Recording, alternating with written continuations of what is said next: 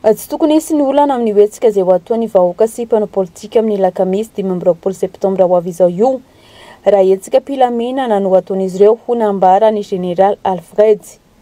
Anjaran'ireo mpitandro filaminana fotsiny mandray andraikitra izay tandrify azy amin'ny fiarovana sy amin'izay mety fioara-pefy ataon'ireo mpanao fihetsiketsehana. Nambara ny ity manam-boninahitra ity fa misy ny rafitra izay napetraka eo anivon'ny fitandrona ny filaminana amin'ireny fihetsiketsehana ireny ka tokony hajaina na eo amin'ny polis-pirenena io na koa eo anivon'ny zandarmaria.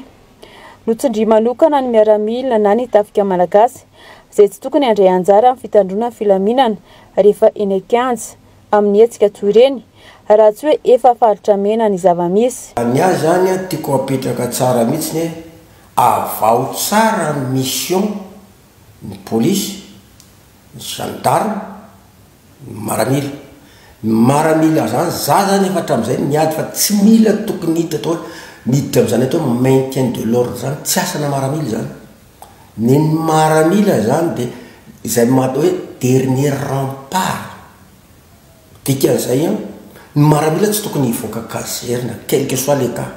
Matoa ny maramila zay mivoaka kazerina dia efa tena mipetra tsara mitolotolo amin'izay ny rehetrarehetra. Zay ny tena tokony ho izy. Fa io resaka maintien de l'ordre any polisy zany dia any gendarme dia mila balisena fotsiny le olona, baliseo izy. Fa zay ohatra kosa ny manao fihetsika hafahafa hoe androba sy nydrehetra any vao mety hoe misy ny tokony hisy ny accrochage. Fa raha ohatra ka hoe tena manifestation paisible izy hoe tena hoe tokony lamina dia avelao izy anohon'ny heviny satria zay ny demokrasia. Avelao izy hiteny dia nona tsara dia inona ny vahaolana tokony aroso. Mila mitandrina ny fitondrana ho ihatra nambara ny ity manam-boninahitra ity fa zavatra kely tsy voatandrina dia mety hitarika toy ny zava-nisy tamin'ny taona 2010 sy 2010 ary 2010. Fa io zany tena fandrika io, piège io. Raha voe atsika amin'ny fitondram-panjakana indray manao fihetsika hoe tonga dia manao ohatran'ireny hoe nareo ny laza teo fa le zareo le izy dimy mianada so firy mianada nany hoe natitra le plainte nefa raha fa avy eo misy gros bras mpanarona zany gros bras zany fa tsy fitondram-panjakana kosa zany tsy na polisy izy na gendarme. Raha polisy sy gendarme tena ampanajana ny mety hoe ndao nareo fa inona moa ny olanareo dia hoentina izy makany amin'ny bureau dia inona tsara hoe inona moa zany ny tena olana dia makavaha olana ny ana fa tsy tonga dia herisetra ohatran'ireny zany tsy mety reny tsy mety. Ary reny natao piège na koa hoe tena zavatra tena hoe misy manararoatra avy any ambadika tiana korotana koa zany dia mila mitandrina tsara mihitsy, mila mitandrina zany zavatra zany efa niseho foana zany depuis 72 efa ohatran'izany, depuis 75 91 ohatran'izany, 2000 2002 2006 2009 zany ka io le izy ka mila mitandrina tsika zany zavatra lesony efa nandeha zany tokony efa manana vahaolana amin'izany tsika. Tsy tokony hanao politika ny mpitandro filaminana hoy hatrany nambara ny Général Alfred fa hijanona ho mitandro filaminana hatrany satria foana hatramin'izay no nahatonga olana teto amin'ny firenena dia ny fidirany mpitandro filaminana amin'ny resaka politika. Lasa ohatrany hoe maramila foana satria misy zavatra zany zay le nahatonga anay 2009 amin'izay ny tena hoe ndorangano assise militaire fa tsy mety tia zay ny ile izy hoe dépolitisation totale de l'armée satria tsika tafika ihany ny tena mahatonga n'ity zavatra ty fireneny ty tena hoe raha vao tsika miditra politika dia tsy mety. Fa raha fanao politika anao dia ario ny akanjo ario ny akanjo raha fa te hianao politika tianao ministre dia ario ny akanjo dia avelo ny tafika tena hoe madio tena hoe dépolitisation totale fa mandeha io. Fa raha vao zay aloha dia izao ihany tsika. Fa raha fanao politika ianao te hitady toerana dia asorony akanjo anao dia nanao miditra ny parti politika. Zay ny tena tokony maramily zay. Ka zay zavatra miseho hoe atao ny fanjakana dia tsotsoana zao zava-misy dia zay. Nanamafy hatramo i Général Alfred fa samy manana andraikitra amin'ny zava-misy eto amin'ny firenena ny rehetra ary tsy afa-miala notsindry manokana ny kristianina. Ilaina ho izy ny mandrato fahendrena sy fahalalana avy any an-danitra ahafahana mifampiresaka hitadiavana vahaolana eto amin'ny firenena. Ho toy ny andro izay efa nataonay dia ambarako eto fa tsy ady ho an'ny olona anankitelo ny ady ho an'ny tsy fisiany jiro sy ny tsy fisiany rano fa ho an'ny vahoaka rehetra.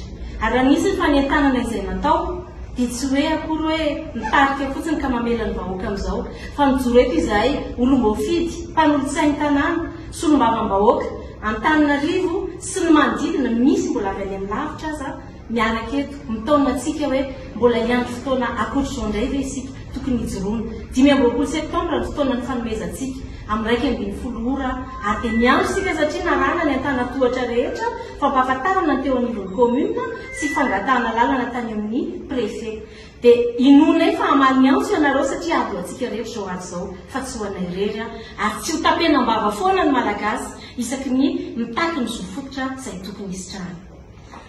Mitodika amintsika rehetra eto Antananarivo sy ny manodidina ireo hitanareo ireo ny olom-boafidy sy nampindramina fahefana.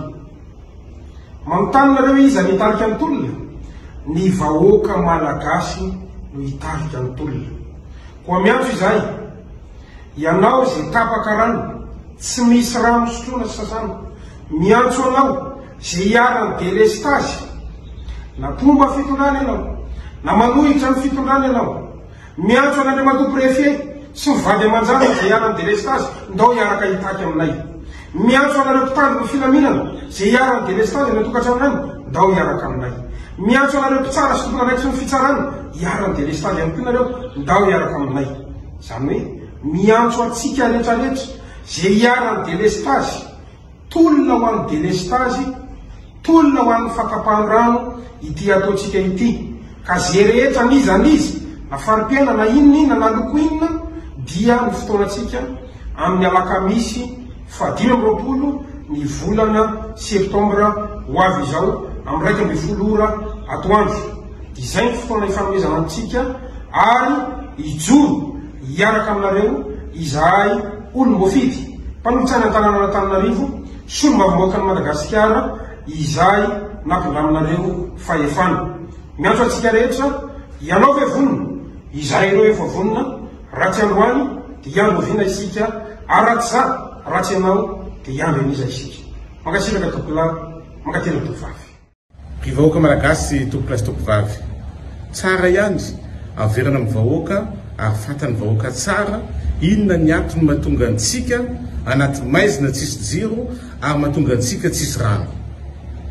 Voalohany dia tsy fahaizan'ny mpitondra mitantana ny firenena satria tsy hainy mihitsy ary mody tsy fantany satria ny azy sy ny fanajana vahoaka sy ny zavatra ilain'ny vahoaka ny laharam-pahamena tsy ny zofototra ny laharam-pahamena fa zavatra hafa. Tsika dia samy mahita fa zany rano fisotro madio zany dia zofototra ary tsy azo atao ankilabao. Tsika zao dia miaina ohatra ny tany amin'ny 18e siècle nefa tsika zao efa taonjato fa raiky amby roapolo tsy azo ekena zany tokolasy tokovavy. Ny antony dia tsotra tsy fahaiza mitantana hoa fa faharoa manaraka an'izany dia kolikoly avolenta. Fatatsika tsara fatapoko fatapirenena fa rano fisotro madio zany dia mila investissement. Mba niasa lova zareo misy hoe projet Jirama Water Free. Zay Jirama Water Free zany efa tamin'ny fitondrana tamin'iza ministra fon'iza ministra efa vita amin'ny projet zay avitana ny rano rehetra fisotro madio ao Antananarivo mitetina any amin'ny 200 millions d'euros.